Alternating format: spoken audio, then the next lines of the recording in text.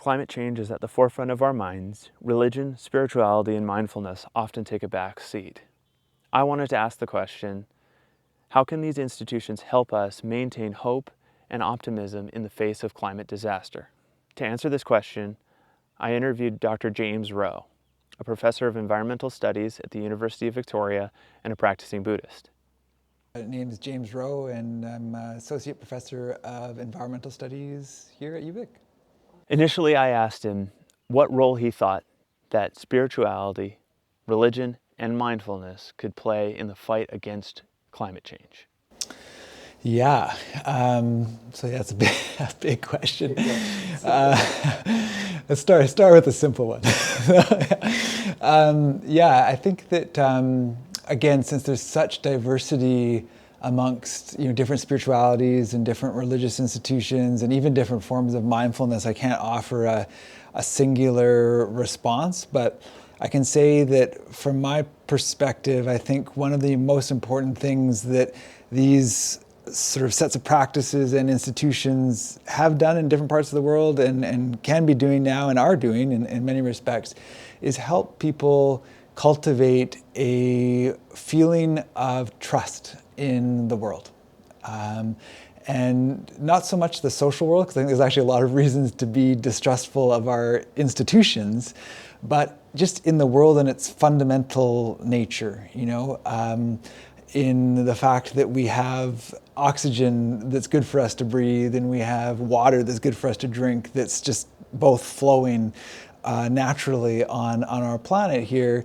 I think that from my perspective, and we can get more into this, a lot of the challenges that we face in the world comes fundamentally from deep distrust in our nature as finite and fleshy human beings. And so I think that it's especially important as we're facing a pandemic crisis and a climate crisis that really shake our trust, not only in each other, which is also something we need to cultivate as well, but just our trust in the world, in its basic organization. And so I think that the more that these institutions can offer us a reminder that the world that we're fighting for on a daily basis is actually already right here. And that's something we forget in the social change world. We talk about changing the world, which is so important when we're talking about institutions and structures. All those need to change, undoubtedly. But we often forget that the basic Holocene type conditions, that have been so generous to us, they're here right now. And it's whether you catch a sun ray or you happen to be so fortunate to catch a wave if you're skiing, or just out on a walk smelling a cherry blossom, and those are sort of more luxuries compared to, again, oxygen, food, water that are just here for us. Of course, we have some cultivation role in accessing them, but there's an abundance of energy for us to harness, and we often lose track of the fact that our basic conditions here are pretty good. Then I went on to ask him how he thought that these ideas and institutions could help maintain hopefulness in a world where we're so often bombarded by a pessimistic narrative. Yeah, so I think it's a really good question, and maybe I'll distinguish between sort of political hope and hopefulness and existential hope and hopefulness. And I think that, for me, again, one of the roles of spiritual practice, if it's done well in my perspective, is that it's helping to nurture existential hope, which is to say a befriending of our existential condition as finite beings, which is actually hard for us. We don't talk about it regularly, but the fact that we do die and we do get sick and we are vulnerable can be a source of real shame, even though that isn't often consciously sort of shared or spoken about. And I think there is a deep distrust in our basic condition because of that finitude that can, again, lead to all kinds of compensatory behavior where we sort of buff ourselves up or we pursue aggrandizing pursuits as a way of making ourselves feel better in the face of feeling small, in the face of finitude. And so I think cultivating that existential hopefulness is really important in that regard. There's a saying by the Buddhist teacher Chogyam Trungpa that I really like, where he says, all victorious, nothing to conquer, which is to suggest that when we wake up in the morning, we've already won. We've got nothing to prove. We have a superabundance of solar energy that animates all of earthly life coursing through our bodies as well. There's a basic goodness, which is a phrase that he used, which I appreciate, to life on earth. And I think that the more that we can embody that existential hopefulness, the more resourced we will be in dealing with some of our genuine political challenges. And then I think it is important to be real, because there's oftentimes reason to feel quite hopeless and despairing in the face of our political circumstances. And I think it's important for us to honor that grief that we might be feeling and to make room for it, to really feel our feelings, remembering that everything's impermanent, including our high feelings and also our low feelings. And in my experience, actually honoring my grief and my anguish and my despair, actually touching into it, I find really helpful, because what I've noticed is that when I actually don't fight it and resist it and actually touch it, it often moves in the way that everything moves. This too shall end. Everything's impermanent. And so I think that, again, paradoxically, a path to political hopefulness is actually feeling your despair and feeling your grief, being real about it. And then lastly, I think that taking action for me has been a way of actually generating hope. In that I'm acting on my values, I'm acting with people who I care about to bring forth a world that I want to see. And so getting back to your question about religious institutions or spiritual institutions, I do think that they have a role to play in facilitating people getting involved politically, which they have historically done, whether it's churches or other institutions that have played a role in the civil rights movement or whatever else. Dr. Rowe has spent a lot of time talking about the writing and research of James Baldwin and Ernest Becker. Their outlooks have always struck me as somewhat pessimistic. However, Dr. Rowe seems to bring hopefulness from their writings. And with that in mind, I asked him to give a brief overview of their ideas and how he sees the authors and their work, and how he gathers peace and hopefulness from them. Yeah. So maybe I'll start with Baldwin, and such a vast corpus of work, so I can just talk about a slice of it. But in his writings on whiteness, he wants to inquire into this fantasy of white supremacy. Obviously begins with the premise that it's a total fantasy, it's a total construction, total illusion. And that sort of leads him to wonder, okay, where does that illusion come from? And why are there such strident attachments to this total fantasy? This resistance towards reality. And for Baldwin, ultimately, his argument is that white folks in the Euro-American context don't seem to have the resources to cope with the reality of death.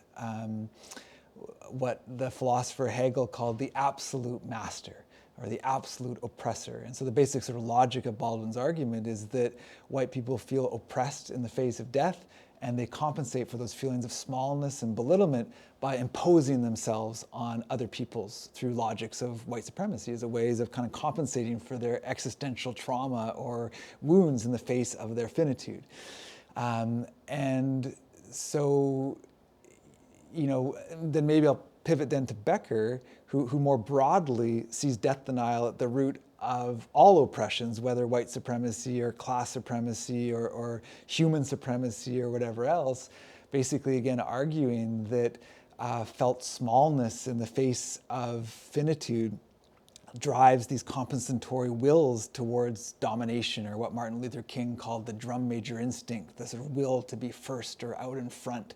And that's something that we've all encountered both in our own selves and in people around us. And the argument that Becker and Baldwin make is that a key source of that is our inability to face and metabolize our existential finitude, and to see that not as a source of shame and a source of smallness, but actually as a source of, or just part of a fundamentally generous earth cycle that we are all part of. And so why I actually find those two thinkers hopeful is that for me, they provide an explanation for why we see the persistence of dominative behavior across all these different axes of race, class, gender. Like, I'm so sick of these oppressions, and sort of craving some clarity in terms of why they keep happening. And what I appreciated about both these thinkers is that for me, they sort of take the walk upstream and try to find some of those root causes that we can maybe target collectively. And so what's hopeful about it to me is that it actually, to me, their analysis just makes sense and provides me with something to start working on. Because if I don't know why this shit keeps happening, then I just have to sort of let it wash over me and get sucked into it. And of course, you try to fight it in your daily efforts, but it's helpful to have a sense of where it actually comes from, a root cause, you know. And so that's part of what I find hopeful.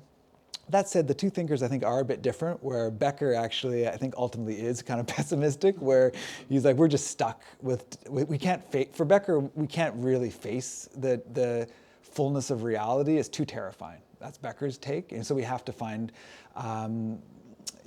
alternative hero systems, he calls them, ways that we can make ourselves feel better without hurting others, you know? And so he actually uses the example of the potlatch that Indigenous peoples of this part of the world used, where you win prestige by giving things away versus accumulating. So for him, that's a more effective hero system. Whereas Baldwin actually sees capacities for us to work with terror and to transform it. And he points towards contemporary blues music as a cultural form that's transmuted an overexposure to mortality among Black folk into an understanding of the existential challenges of the world that include death. And so you listen to Nina Simone's Ain't God, I've Got Life, the wonderful song. She actually channels her fleshy embodiment in finitude as a source of freedom, not a source of shame.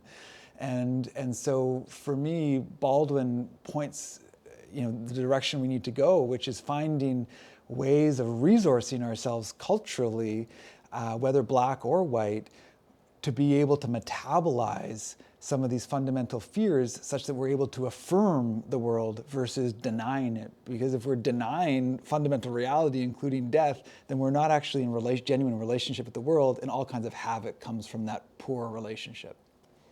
Dr. Rowe recently wrote an article related to terror management theory on the disappearance of toilet paper in the aisles of grocery stores. With that in mind, I asked Dr. Rowe how his mindfulness practice and spirituality helped to get him through the time of COVID.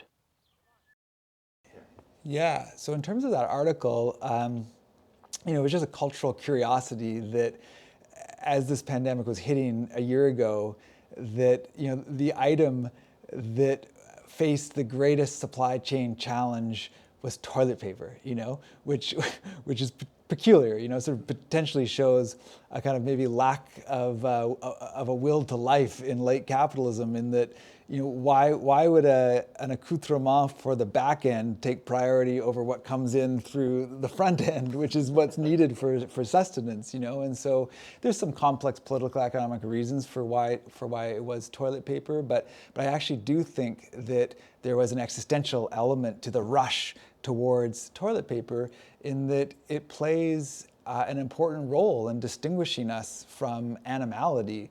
In this culture, we have a real deep interest in our differentiation from the animal realm as a way of kind of making ourselves feel better, a compensatory mechanism in the face of finitude. And toilet paper is a way that we convince ourselves of our civility compared to my golden doodle Jasper, who's just a total poop anarchist anytime, anywhere. Obviously not in the house, we've trained him out of that. I've imposed that civility on him. Civility is not always a terrible thing. But I think that there are some cultural attachments to toilet paper as, again, a reminder of our difference from animality and our sort of superiority to it. And so in the face of this pandemic, where this microscopic virus is grinding the global economy to a halt, it actually, I think, makes some sense that we cling to these symbols that are suggestive of our strength and capacity and difference from the animal world.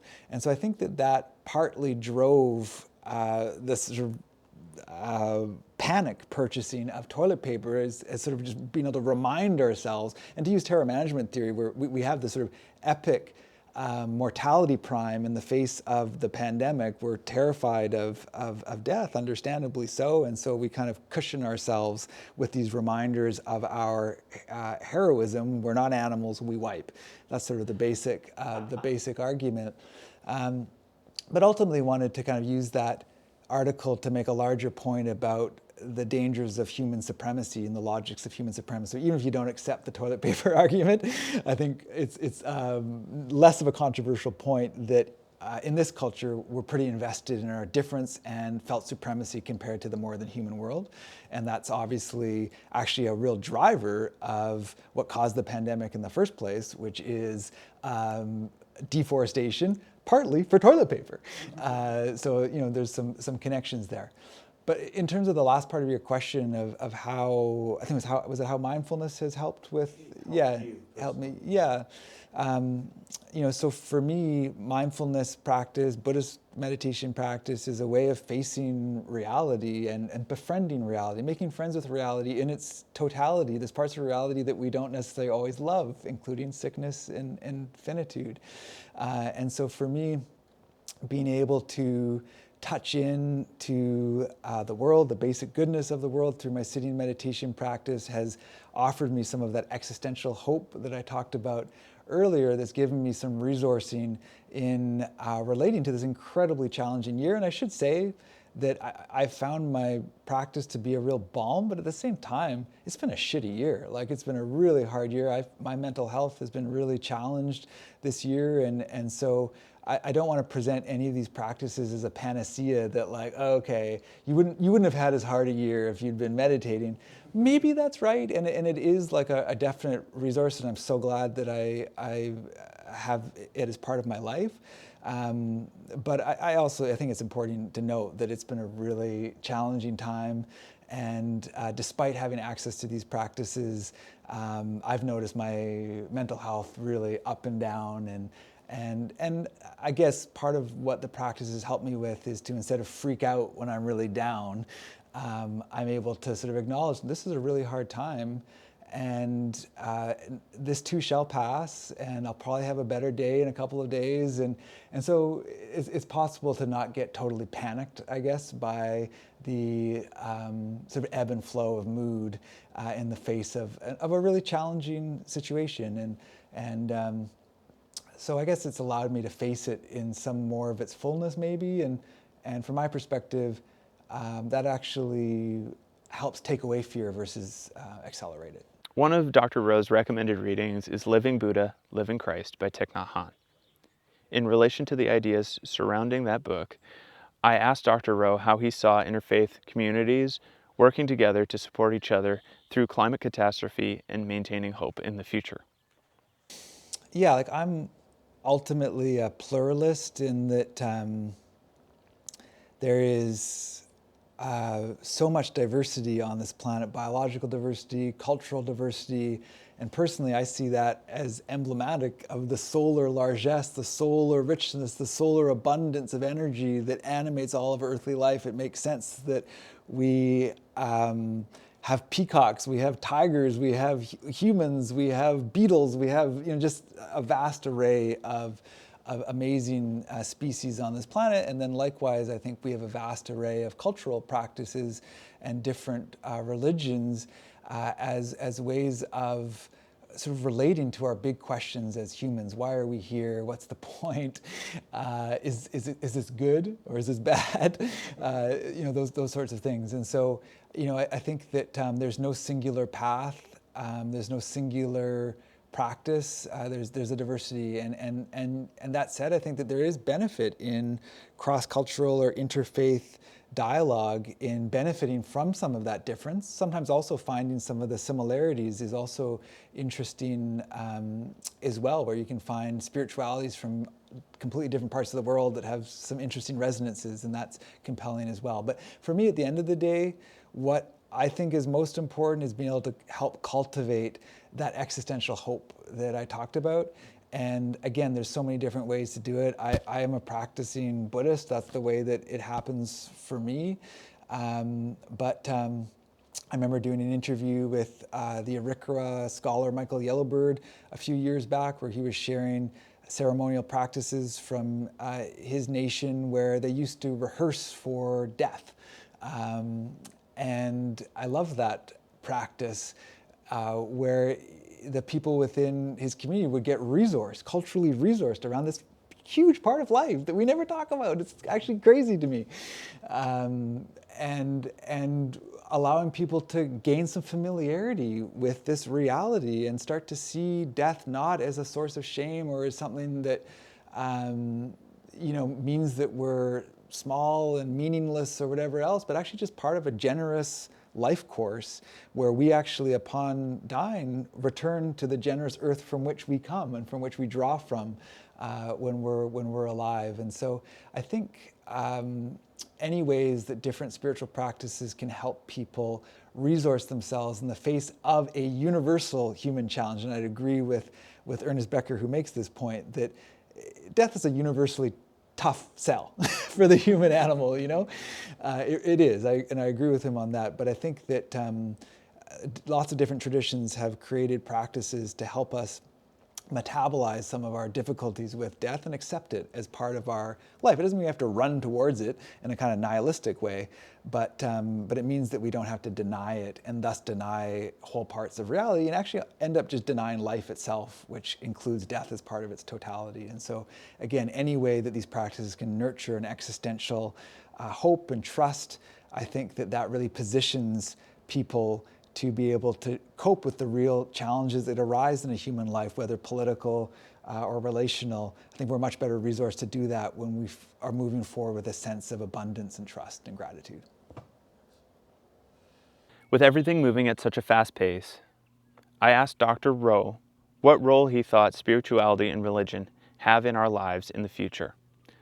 I asked him if they were at risk of falling out of our daily lives, and if so, what was one thing that he thought these ideas and institutions can do to instead balance and enrich our lives? Yeah, again, I think I need to answer from my own particular perspective, and that I just can't speak for the vastness of religious institutions and spiritual practices.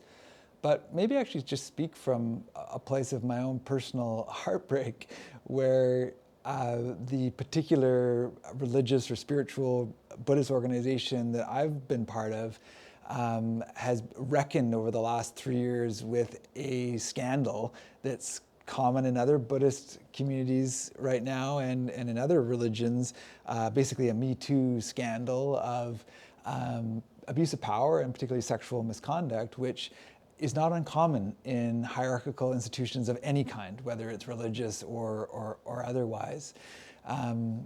But it's a really painful thing where the place you go for comfort and sustenance actually becomes a site of harm.